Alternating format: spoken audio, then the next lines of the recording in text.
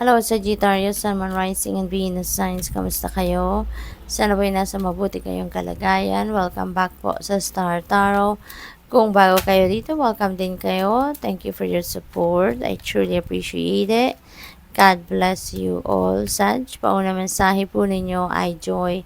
Make time for the little things today. Okay? Hindi ibig sabihin na simpleng bagay lang yan, maliit lang na bagay yan, hindi tayo pwedeng maging masaya dyan, diba?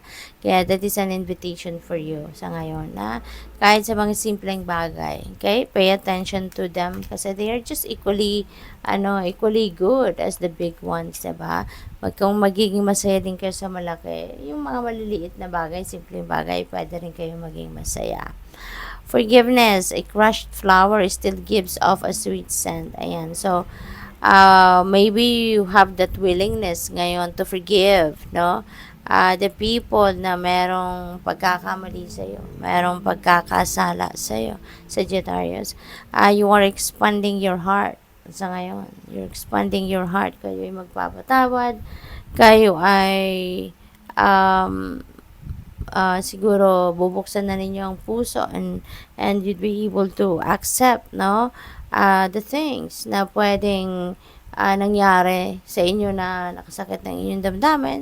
Maybe ngayon ma-realize mo na sadyang ganun ang buhay, 'di ba? May mga bagay na hindi natin kontrolado.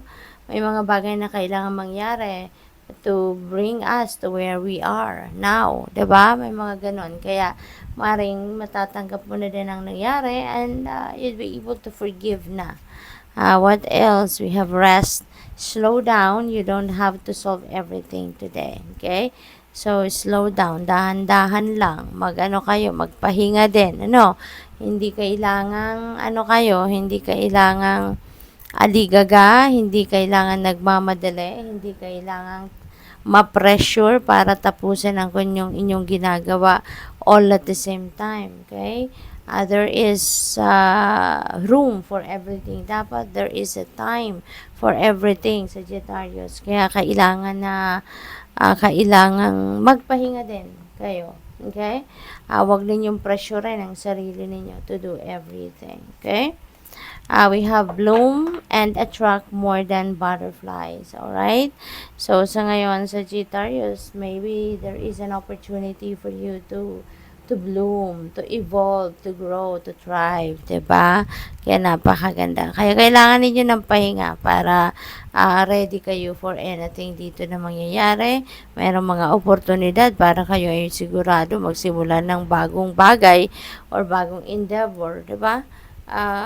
Mag-e-explore kayo rito ng mga bagong pagkakataon. So, you need to be ready, alright? You need to be physically fit, mentally and emotionally fit and ready. We have privileged lady.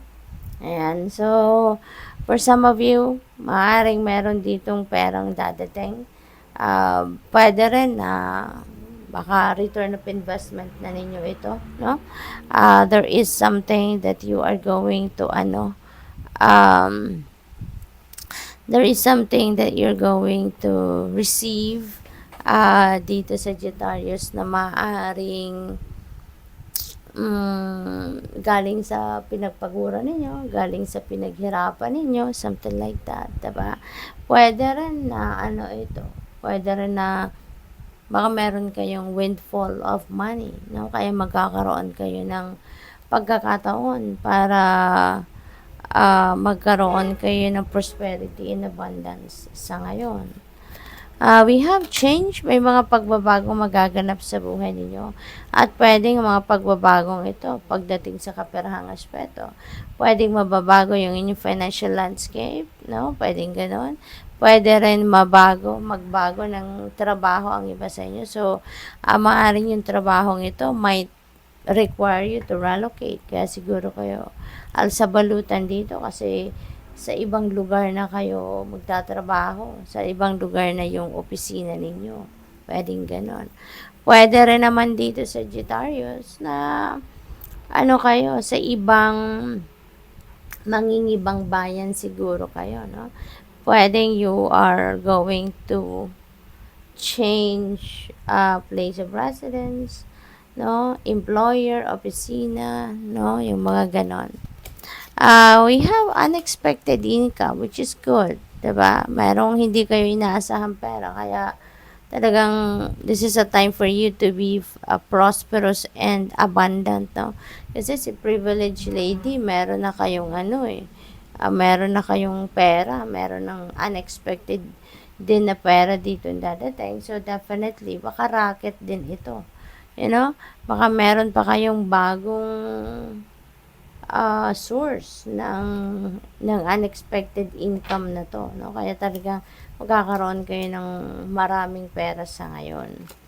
Mature woman, and so this could be anyone, ano, sa buhay ninyo. You may be dealing with this, could be this is your mom, could be your grandma, pwede rin na manager ninyo ito sa trabaho, pwede rin naman na in-law ninyo ito, pwede rin naman na isang abogado ito, diba? This could be anyone, ano, na matured na, no, by age, at saka meron siyang authority over you, or meron siyang malakas na influensya, no, sa inyo. So, pwedeng you're going to be dealing with those kind of people. May mga concerns kayo sa ngayon, ano? Baka meron kayong pinoproblema at baka kayo ay kukonsulta dito kay mature woman, no? Pwedeng ganon. Baka pwedeng manager ninyo ito sa trabaho, since meron tayong change dito. So, pwedeng ang concerns ninyo ay yung pagbabago ng inyong trabaho. Or, ang iba siguro sa inyo, kasi baka malipat kayo ng opisina, malipat kayo ng department, at pwedeng malipat kayo ng lugar, hindi ba? So, pwedeng ganon. So, pwedeng yung mga concerns ninyo isasabihin ninyo sa kanya. No? Or, pwede rin na siya yung magiging boss ninyo, pwedeng baliktad ang sitwasyon, no? Pwedeng boss ninyo to, ito yung dahilan kung bakit kayo aalis, diba? Sa trabaho ninyo, bakit kayo magpapalipat ng department, ng posisyon, pwede ganon, diba? Or, talagang aalis kayo sa pinagtatrabahoan ninyo because of this mature woman. So, pwedeng ganon din ang sitwasyon dyan. We have 32 despair. Ayan. So, pwedeng related ito sa huli kong sinabi. Pwedeng yung despair na to could be related to source of income. Baka may hindi kayo pagkakaintindihan with this mature woman, boss ninyo. Kaya siguro aalis kayo. Pwedeng mag-resign kayo, diba? Sa trabaho ngayon, pwedeng hindi ninyo gusto, no? Pwedeng hindi ninyo nagustuhan yung pamamalakad nito, kaya kayo ay aalis. So, pwedeng terminate din kayo, 'di ba? Sa trabaho. Pwedeng hindi na kayo kailangan, or baka hindi na kailangan yung serbisyo ninyo, pwedeng ganon, baka nagda-downsize, no? Yung trabaho ninyo, baka restructuring yung kumpanya, at pwedeng nakasali kayo doon, no? Pwedeng ganon. But, don't despair, huwag kayong mawalan ng pag-asa, no? Huwag kayong mawalan ng pag-asa, kasi kapag umaasa kayo for the best possible outcome, yun din ang ma-attract ninyo, diba? Kaya, just keep your hope and faith alive, okay? Keep your hope and faith alive, dahil pasasaan ba, at magiging okay din ang lahat. Things will change for the better, okay? Good luck. Thank you for watching. Love and light. Namaste.